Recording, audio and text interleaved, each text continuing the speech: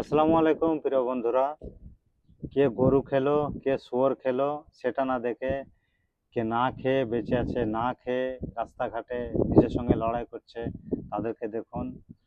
আর একটা হিন্দু যখন মরে না, একটা হিন্দু যখন মরে, কোনো হিন্দু যখন কাঁদে, একটা হিন্দু মরে যাওয়ার পরে কোনো হিন্দু যখন কাঁদে তো সে হচ্ছে হিন্দু। আর একটা মুসলিম মরে যাওয়ার পরে কেউ যদি কাঁদে সেটা হচ্ছে মুসলিম। আর উভয় মরলে যে কাঁদে, যার মনে মানে ফিলিংস আছে, আসে মানে এরকম কান্নার ফিলিংস আছে বা কান্না করে, সে হচ্ছে আসল মানুষ।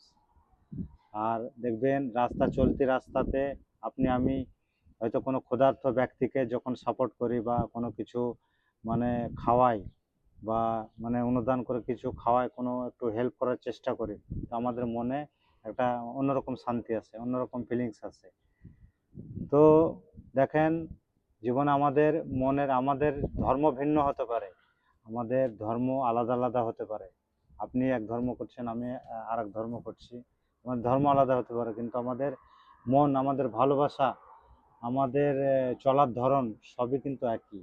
কিন্তু আমাদের একে অপরের সঙ্গে দুশ্মনী বা ঝামেলা, অশান্তি সৃষ্টি না করে একসঙ্গে চলাটাই আমার হিসাবে মানে ঠিক। কেউ কারোর ওপরে হিংসা বা কারোর ওপরে দুশ্মনী, মারামারি, কাটাকাটি এসব না করে না। এসব করলে আমাদের রাজ্যের, আমাদের দেশেরই ক্ষতি। মানে এগুলো খুবই খারাপ জিনিস আর কি, যেটা বলবো। হয়তো এক একজনের এক এক রকম মন্তব্য হতে পারে, কিন্তু আমার মনে এটা লাগলো, সেই জন্য আমি ভিডিওটা বানালাম আর কি। তো ভিডিওটা কেমন লাগলো অবশ্যই কমেন্টে জানাবেন। তো বন্ধুরা, ভালো থাকবেন, সুস্থ থাকবেন। আল্লাহ হাফিজ।